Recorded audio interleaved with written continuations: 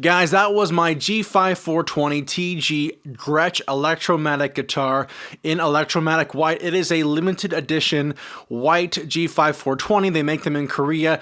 Gretsch has had a long-standing foothold in the guitar industry with these hollow body guitars, and this Gretsch sounds incredible. It sounds really smooth, it's warm, it's got that hollow body feel. It's exactly what I want in a hollow body guitar, albeit my experience with the hollow bodies are very, very limited. So let me tell you about this guitar, what it sounds like, and I'll go through my rating system and tell you how good it plays. Gretsch has several different collections. It has the Streamliner, which is kind of like the budget Gretsch brand, and then the Electromatic, which is the one I have right here. They're going to be mid-range, you're going to be in the thousands, 900s, 800s, and they're going to have traditionally, higher-end Bigsby's and better electronics, and they're made in Korea. And then we have the professional guitars, which are cream of the crop, $3,000 to $4,000, artist signatures, all that jazz. So for me right now, with that Electromatic, it is an incredible guitar for the price range. It's running probably about $1,000 on the street because it is a limited edition. However, right now you can probably find them on Reverb for like $700 or $800. They're not hard to find, although that particular color may be a bit tricky.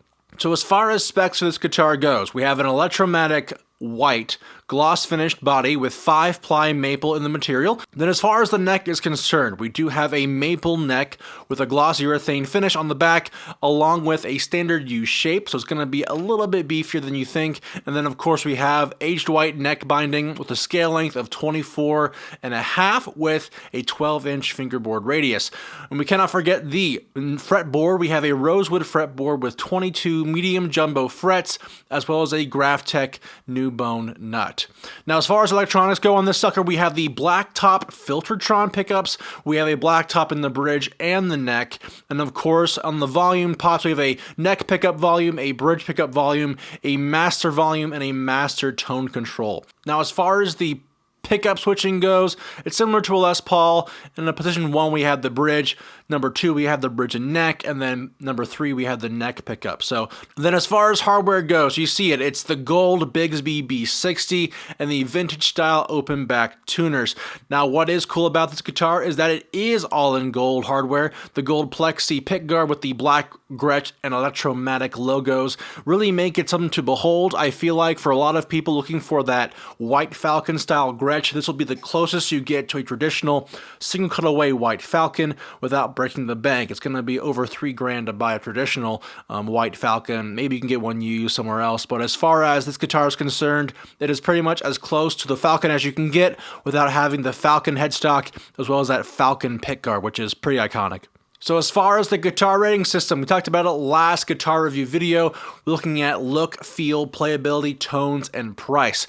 Now, as far as the look is concerned, this guitar is incredible. I can't say I've seen a Gretsch as good looking as this white with gold. Now listen, you guys can be picky about the specs and about, how guitar's finish is, but this guitar looks incredible to me. I'm going to definitely give this look a 10 out of 10. Definitely a perfect rendition of a white Gretsch Electromatic guitar. I think it looks incredible, and I think you'll agree. Now, as far as feel is concerned, the guitar is big, but it does feel good in the hands. That being said, it is a little bit of a, readjustment to go from a solid body electric guitar like Fender or a Les Paul to a fully hollow like this Gretsch.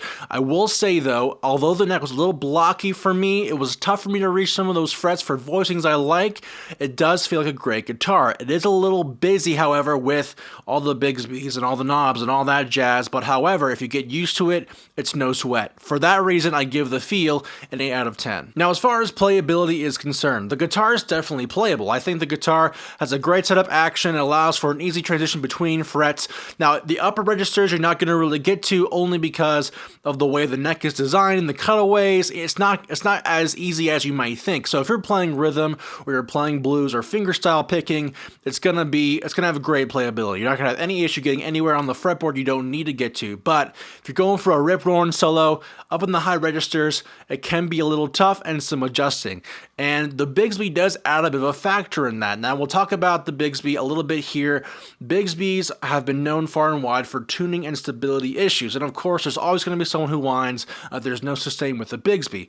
My whole point is, you got a Bigsby, you're going to have sustain things. It's going to be a part of the guitar, so why you whining? But the point is, Bigsbys do have an issue of going out of tune if you're not aware of how to set up a Bigsby when you set up your Gretsch. So for that reason, I did do some minor modifications to the Bigsby to make it a little bit more stable. The point is, when the bar goes down and bends the strings for you, or loosens the strings in this case, when it comes back up, you want the guitar to go back to 0 pitch, obviously. So I will say that I got it pretty good. I did lubricate the nut, and I did use a little bit more chapstick / graphite on the saddle as well, and did some intonation things, and the guitar does sound really good and will keep in tune if I'm not going crazy on the Bigsby, which I think is another big thing about Bigsbys. You're not going to use a Bigsby tremolo like you would use a Strat tremolo or a Floyd Rose.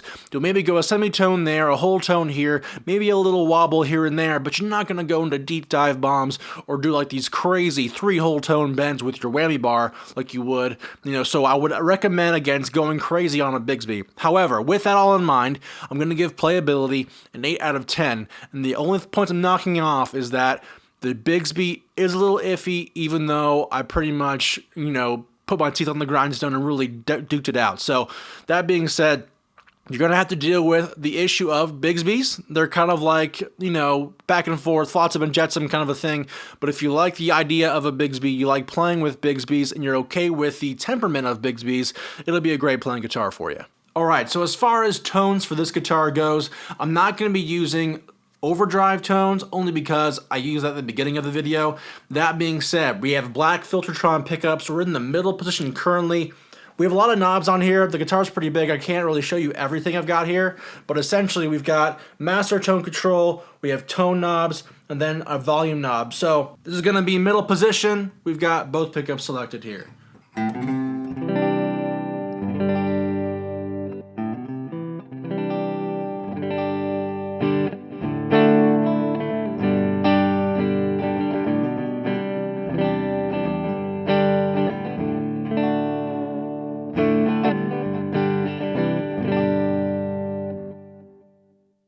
Toward the neck position exclusively.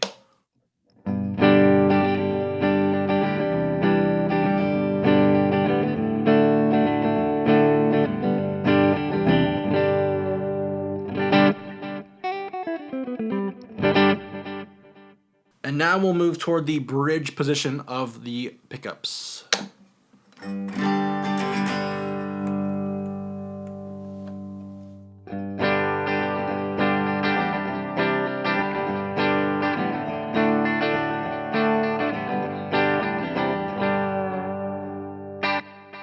So as far as this guitar's tones go, I think this guitar has some inherent limitations on how much overdrive it can take. You know that about Hollowbodies, but this guitar sounds great. I would love to play this guitar with jazz, blues, even rock. I think this guitar is very versatile in the tone department.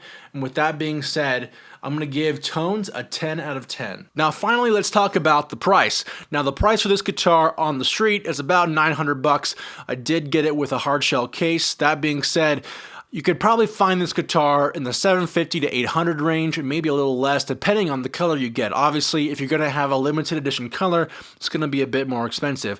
Is that a fair price for this kind of guitar? You know, I think so. I would like to have seen a little bit of a better Bigsby. It might be worth changing out the Bigsby if you absolutely hate it. However, for the price, I think it's fair. I think for a fully hollow body guitar, 5-ply maple with all that accoutrement and the looks, I think it's worth the price. I am going to give it an 8 out of 10 only because I like to have seen a bit more care on the nut filing they did for the G string and the D string particularly. That is coming out of the factory. However, nothing that a good file can't fix if you have them, and if not, take it to a luthier, he'll fix it up for you. Guys, thank you so much for watching this video. If you liked it, please consider subscribing. I make videos all the time. Guys, this Gretsch is incredible. I hope you guys really enjoyed this Gretsch Electromatic 5420 TG in Electromatic White. It is an incredible guitar to play. It makes great rhythm sounds, great blues sounds, great jazz sounds. Definitely a great tool to put in your tool belt if you're looking for a fully hollow body guitar. Guys, thanks for watching. Have a great day, and we'll see you next time on IkeGuitar.